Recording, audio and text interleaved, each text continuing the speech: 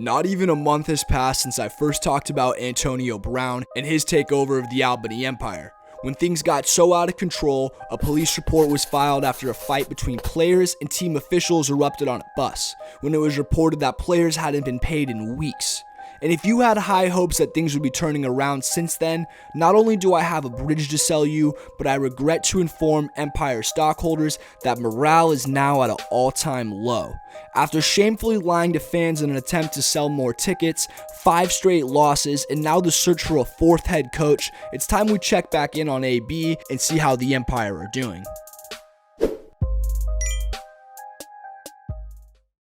So about a week after I posted that first video on Antonio Brown, I saw this comment from someone who lived in Albany saying AB was acting wild on people's Snapchat stories, and he wasn't lying. I guess AB has been turning up at college parties, and that's gotta be a great time. Imagine putting down a Coors Light and out of the corner of your eye you see a 7-time Pro Bowler. Now this might not be the best look, but I think that there's a solution somewhere hidden in here. Maybe Antonio Brown could be the president of a fraternity rather than the owner of a pro sports team. He could be the founding member of Kappa Kappa Scamma. But anyways, I digress. When we last left off in the beginning of May, after the scuffle on the bus, it was unclear whether the players involved had decided to leave altogether or if they were going to come back. But after some digging, it looks like only one player from the incident remains on the team. At the same time, head coach Damon Ware had just quit, being replaced by coach Tom Menace, who was serving his second stint. And if you didn't remember, Menace had actually served as the team's original head coach before Antonio Brown even bought the team. He led the Empire to 2 consecutive championship titles and was going for his 3-peat before he was replaced just days before the season. Despite Menace returning to the team, the Empire continued to stink it up, losing the following 2 weeks, scoring less points in each game. I mean, who could have possibly forecasted that losing 6 of your team's captains would have such a negative impact? Off the field, the Empire continued to stir up drama. On May 20th, a local Italian restaurant, Taste of Italy, would publicly accuse Brown and his business partner of trying to scam the restaurant out of free food. And while the team eventually paid the debt, real trouble would be on the horizon. After only 18 days back at head coach, Menace would leave the team again, this time on his terms, resigning from the Empire after a 79-34 loss to the Jacksonville Sharks. I came back to Albany because I wanted to help this team and this organization in a time where structure was needed. However, I've come to realize that my vision doesn't match our ownership's vision, and I need to do the right thing and step aside to allow the Empire to find a head coach that matches their vision. I know that this organization can become great again, and I will always be a strong supporter of the Albany Empire way. Thank you to everyone, and God bless. The following day, Antonio Brown would announce to the media that John Adinho would be taking over the role. But in fashion typical of the new Albany Empire, this wasn't true. Brown announced Adinho's hiring before he actually accepted the job, and in the end, he declined. Around the same time, obviously frustrated with the direction of the team, news came out that the remaining minority owners, Steve and Charlotte Von Schiller, who had purchased their stake in the team before Antonio Brown, would threaten legal action demanding a buyout. Seemingly unfazed, however, the team would end up signing Pete Porcelli, a move that would actually be praised by outsiders of the organization.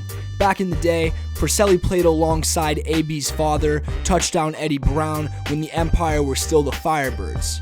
Things would get even more exciting on the next day, May 22nd, when AB would announce a comeback. And not in the NFL, but with the Empire themselves. The Albany Empire play tonight at MVP Arena, and Antonio Brown expects to become pro football's first owner player since George Halas. He practiced with the team for the first time on Thursday, and of course we were there. Brown is a 7-time NFL Pro Bowl wide receiver. Brown caught 1 pass during Thursday's practice. You saw it right there. And if and when he hits the field tonight, he will be experiencing the Arena League game for the first time.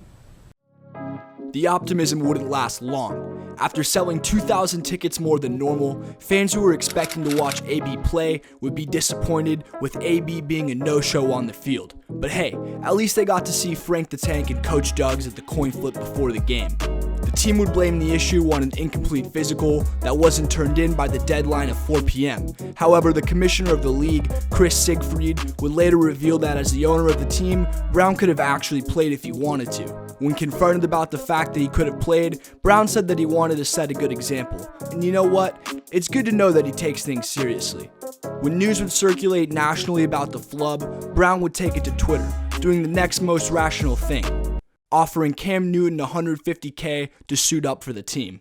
But Antonio Brown did not take the field. In an interview with News Channel 13's Roger Weiland, AB said fans are not upset. Antonio Brown is telling us that the fans are not upset tonight. They're happy to be here even if he's not playing. What do you think about that? I came here with the understanding that AB was playing. I'm kind of disappointed that he didn't play. Oh, he's a sellout. Maybe if we was winning, but he a sellout. We can't get CJ in. We got no AB. 14 is not looking good. It's not bad.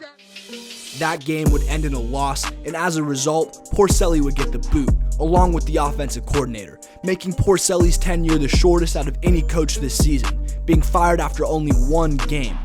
But just like every other aspect of this team, it doesn't seem like there's a straight story. According to Pirelli, Ryan Larkin, a main associate of Antonio Brown, told him he would be demoted to a line coach, and that he would choose to leave.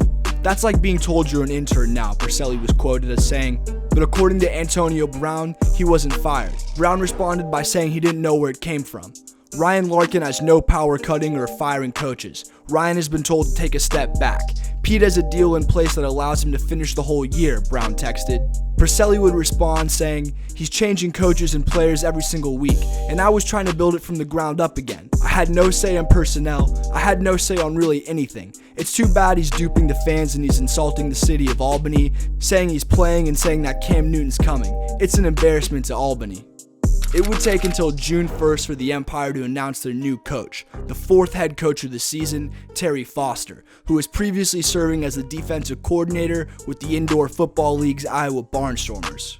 And when asked about when he was going to see the field, Brown responded that this time he was actually going to be playing at the next Empire home game on June 17th for a Juneteenth celebration. And this time, he's 100%. So are you buying a ticket?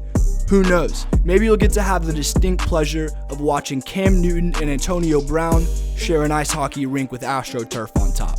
Anyways, if you guys enjoyed that video, please do subscribe to the channel. Right now, less than 0.5% of people who are watching these videos are subscribed. It'll help me make more videos like it. Other than that, drop a like, leave a comment, and I'll see you guys next time. Peace. Thank you, brother. How that look? Sexy or no? You're looking good.